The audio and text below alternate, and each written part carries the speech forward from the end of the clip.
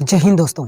तो आज हम बात करेंगे कि जो हमारा सीमन होता है, जो हमारा वीर्य होता है, जिसको हम 2-3 मिनट की खुशी के लिए यानी कि चंद खुशी के लिए हम ऐसे ही वेस्ट कर देते हैं, ऐसे ही बर्बाद कर देते हैं, ऐसे ही नालियों में बस बहा देते हैं। लेकिन आपको पता है कि अगर उस एक बूंद वीर्य को हम अगर अपने शरीर में बचाए रखें, यानी कि एक बूंद वीर्य भी अगर हम शरीर से बाहर नहीं निकलने दें, तो वो हमारे शरीर के लिए कितना फ़ायदेमंद होगा, आप सोच भी नहीं सकते इतना फ़ायदेमंद होगा।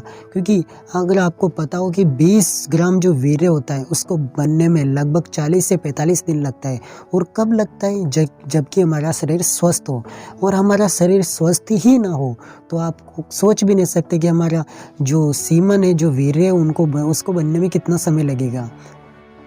मेरा सीधा और साफ मतलब ये है कि मेरे दोस्त, कि अगर हमारे शरीर में से हम अगर वीर्य को बाहर निकाल देते हैं तो उसका साफ और सीधा मतलब ये है कि अपने शरीर में लगभग 300 रोगों को लाना। यानी कि सिर्फ वीर्य की कमजोरी की वजह से ही हमारे शरीर में 300 रोग उत्पन्न हो सकते हैं। तो आप सोच सकते हो कि ये धातु कितनी अनमोल हो सकती है।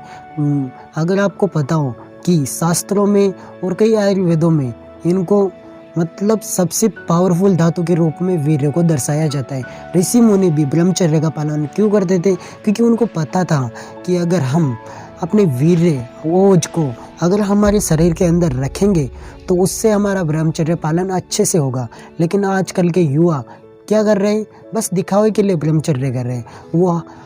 वो अपने वीर्य को ऐसे ही बाहर आए, लेकिन ब्रह्मचर्य का पालन सिर्फ दिखावा कर रहे हैं। नहीं मेरे दोस्त, ब्रह्मचर्य का पालन तभी संभव है तब हम वीर्य को अपने शरीर के अंदर हमेशा के लिए अगर आपकी उम्र अभी 20 उम्र की है, 20 की आसपास है, या लगभग 20 से कम या 20 से ऊपर भी हो सकती है, यानी कि 21 या 20 के आसपास आपकी उम्र है, तो अगर आप अभी से ब्रह्मचर्य का पालन करने लग जाते हो तो मैं गारंटी के साथ कह सकता हूँ कि 25 यानी 25 वर्ष की उम्र तक आप इतनी तेजस्वी होंगे कि आपके पास जो लड़के आपकी उम्र के, उनसे कई ज़्यादा आप अट्रैक्टिव होंगे।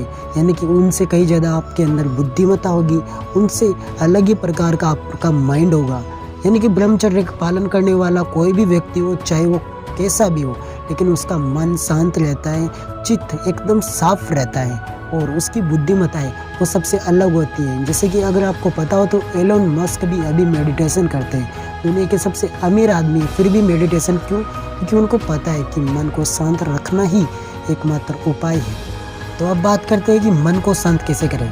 सीधी और सिंपल बात है कि मन को शांत करने के लिए पहले हमारे मन को बिल्कुल शुद्ध करना पड़ेगा, यानी कि पॉजिटिव विचार लाने पड़ेंगे। और दूसरा यह तरीका है कि अगर आपके पास ईयरफोन है तो YouTube में आप सर्च कर सकते हैं मेडिटेशन म्यूज़िक, और आपको जब भी टाइम मिले आप मेडिटेशन म्यूज़िक कर सकते हैं और मेडिटेशन कर सकते हैं। इसके अलावा आप गायत्री का जाप भी कर सकते हैं और ऐसे अन्य कई मंत्र जैसे कि ओम मंत्र है तो उनका जाप कर सकते हैं और अपने मन को एकदम बिल्कुल शुद्ध कर सकते हैं, पॉजिटिव विचार ला सकते हैं। तब तक के लिए जय हिंद, बाय बाय, नमस्कार।